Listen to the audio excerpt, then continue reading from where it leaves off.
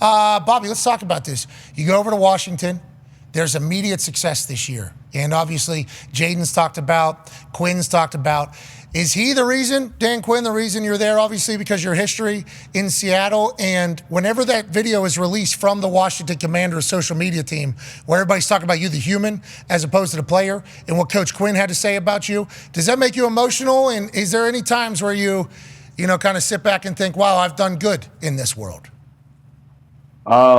Man, when I saw that video, it's actually they showed the video in the team meeting room, and so that's kind of how watching that video is how I found out I was nominated. And so when I was watching, we entered the defensive meeting and was like, "Oh, we about to watch a video about leadership." And I'm like, "All right." So then I'm watching the video, and then like 30 seconds to a minute in, like they were just talking about me, and I was like, "All right, we got to move on to the next person." Like there's other people. And then as you keep going, I'm like, okay, like I'm up for something. And then, they said it at the end because I was like, man, everybody was saying some really cool things, really nice things. And I just think I'm blessed to be in this position and to be nominated for this award again. But just like our team is a really dope team. Like we have really dope people in our building. And so it's been cool to be around this energy. Whenever you sign there, Dan Quinn, his message to you in that video, I would recommend everybody to listen to. It's very cool to hear a coach talk about his player this way. The relationship is obviously much deeper than just on the football field. But whenever he gets his head coaching opportunity, and obviously he was at the Falcons, had success, not the most amount of success. He ends up going back to being a defense coordinator with the Cowboys. I think he had a couple options, stayed in Dallas. When he goes to Washington, do you automatically assume you're going to go with him? And did you know he was going to have success as quickly as he did? We tried to make it work a couple times in Dallas, and he tried to get me, but it just didn't work out. And then when he got the Commander's job, he was one of the first people that called me and was like, what you think? And I'm like, I'm good. And we just had to figure out the numbers and stuff like that. So it's definitely like once I saw that, and then they brought in Coach Norton, who I've been around for a very, very long time.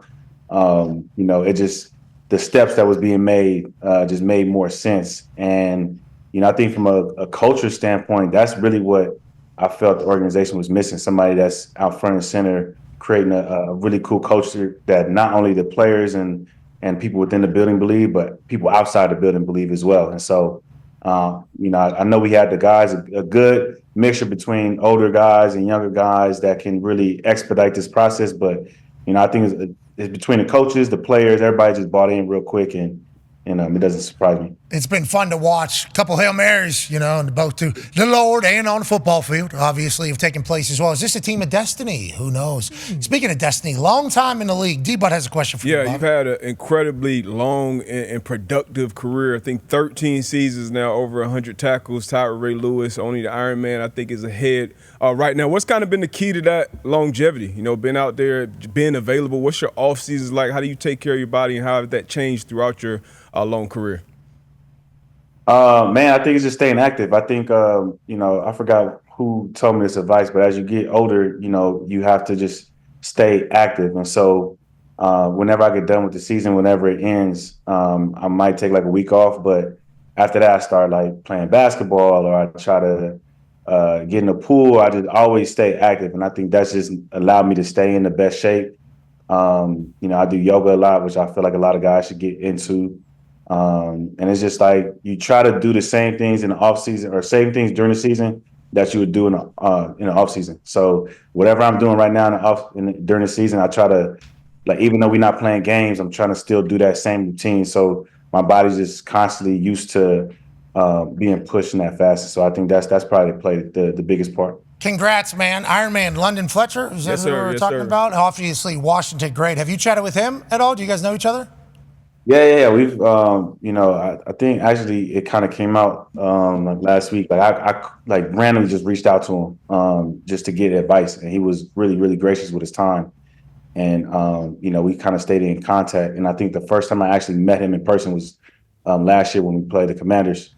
And then when I tied that, or had the 13th straight 100 tackles, I'm looking at him across the room doing an interview, and I'm just like, dang, like he was one of the people that that helped me, like him, Ray Lewis, Mike Singletary, all those guys were gracious with their time. And so I feel like it's like whenever somebody reaches out to me, I try to do the same thing.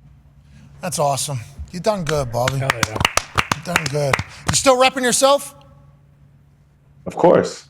Of course. There's no going back. There's no going back. I'm committed. Yeah, whenever I heard you say earlier, he was trying to get me to Dallas, it just didn't work out or whatever. It's like Bobby's good negotiator. Come on. You and Jerry having to have conversations, or Steven having to have conversations to figure it all out.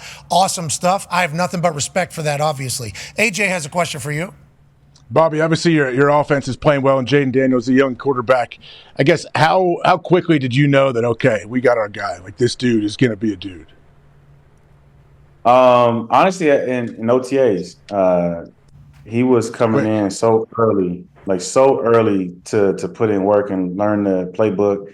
And then it probably was that our first practice in training camp where, we lined up against each other and he started talking trash. And I was just like, okay, like he feel confident in the playbook. But, when you watch him put in the work, and so he earned the right to be confident. And, once we saw him in the preseason and just saw how he moved and the decision he was making, and he does it with humility, which I respect a lot. So we knew pretty early on. Do you chirp? No. You're a quiet guy or you chirp?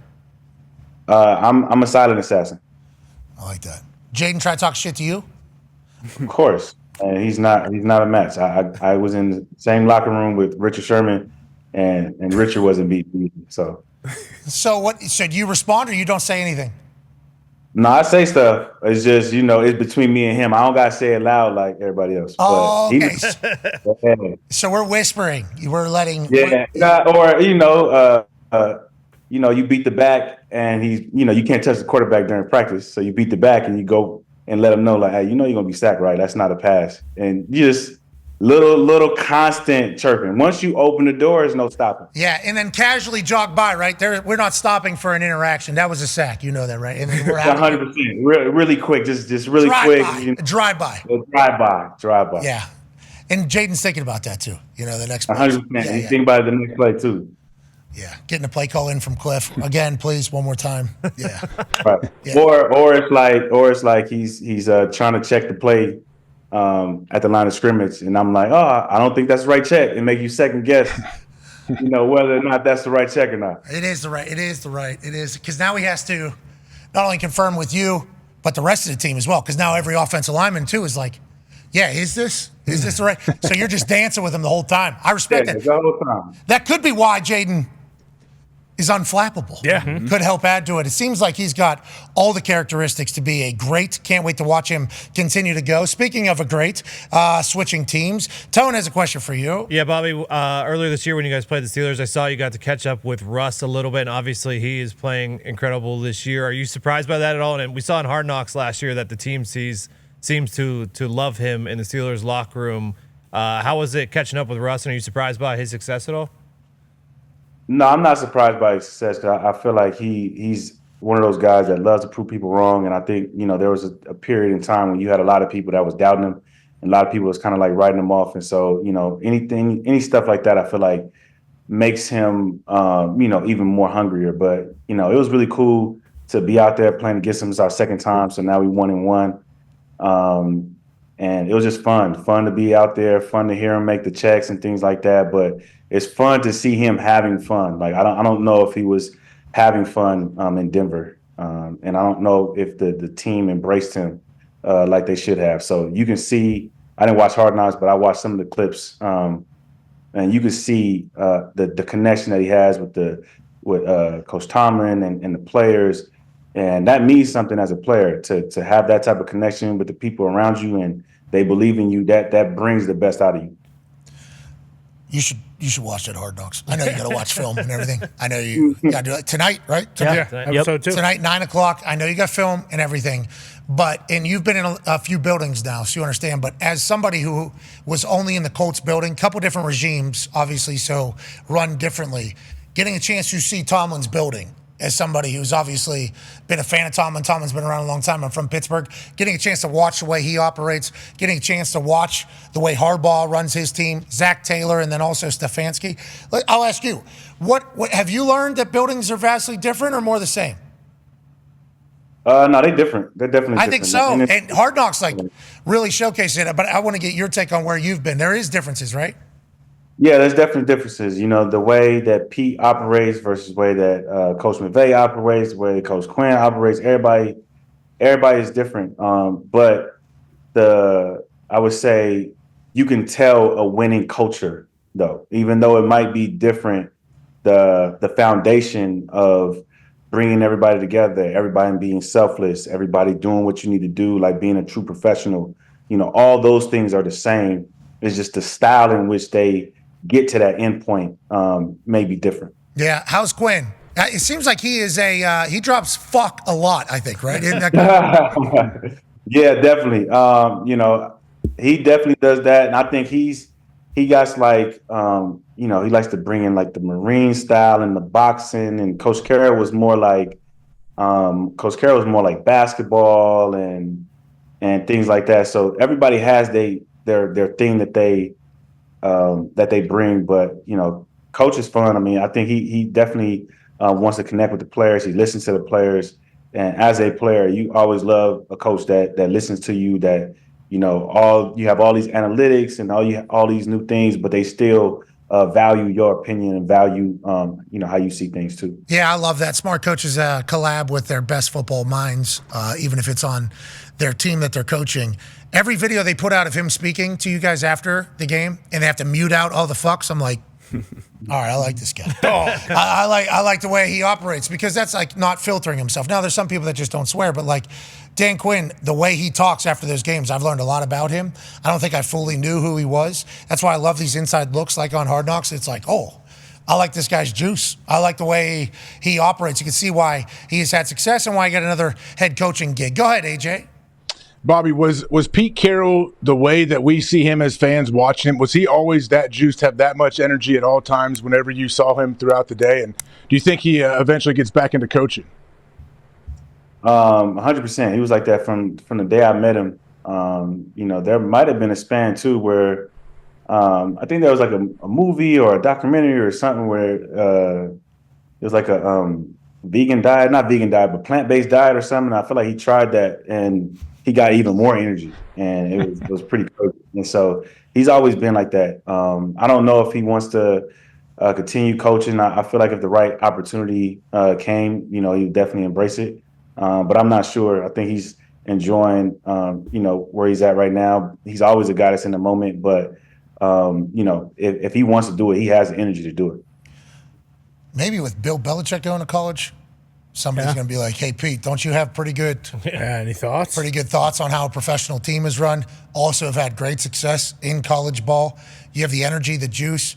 Have you heard about any of this, what's happening in college? Bill Belichick might be running like an NFL organization down at UNC if he and they choose for it to happen. He came on the show yesterday and talked about how you need a director of player personnel now, you need a salary cap person, you need a GM, you need a head coach, and whenever you view like veteran free agency period, that's the transfer portal. The draft is like recruiting from the beginning. He's like the similarities now between college and the NFL. And I know you want to be a GM one day. I think there's a chance that there's going to be a lot of GM jobs opening up at these college places. Maybe Pete Carroll goes back and does all that. Maybe. Be sweet. That would be sweet.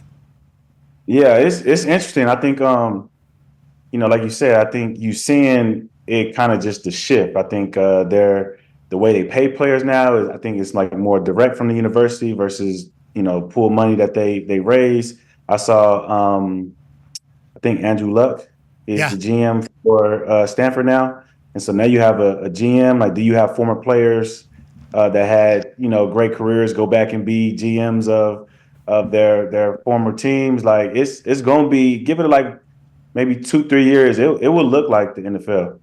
And then think about NFL GM jobs that are open. They'll at least have a chance now. It doesn't have to be an unknown scout or a director of player personnel somewhere or an assistant GM somewhere. It might be like, hey, did you see what this dude did at insert college here? His roster construction is this. His negotiation is this. His style of running a building. It's like, I think that's going to potentially be like an audition, just like college football has been. I think that's going to be a place for guys that want to run an NFL team. Now there's an opportunity in college. Got to have resources, though. Got to be able to do it. But if You know what's going to be interesting? What's going to be interesting is you have like these guys. Let's say you have a really good quarterback, a really good college athlete, and he makes, let's say, $1 million, from NIL or whatever, and then his draft grade is low. He might be projected like 6th, 7th round. That's probably around like 500,000. Like, will you have more players just stay in college, make as much money as you can, and not even try to go to the pros? Like, it's happening. Yeah. I mean, Dylan Gabriel probably could have went after last year, in there. Probably what you're talking about. Instead goes over to Oregon. Now he's in the national championship hunt. I think he's getting paid very well. Has obviously had a great season with the Oregon Ducks. There's a lot of quarterbacks. I think Cam Ward is coming back for like his 8th year, or trying to come back for his 8th year. There's a lot of that happening at the quarterback position. That's crazy. I mean, it's going to be interesting to see how they figure it out. And you said 1 million. I think you need to yodel. Yeah, that's going up. I'm being conned. That's because you're trying to GM one of these teams someday. Let's start these. Let's make sure we get realistic expectations on this entire thing. Hey, good luck with the Walter Payton Man of the Year, obviously. That is phenomenal stuff, giving back to your community and to society, not just playing great at football. Good luck the rest of the way with the Commanders, and you guys have been awesome to watch. So thank you for contributing to football in the way that you guys have this season. Thank you. I appreciate you. Appreciate you guys watching. Ladies and gentlemen, Bobby Wagner. Yeah, Bobby.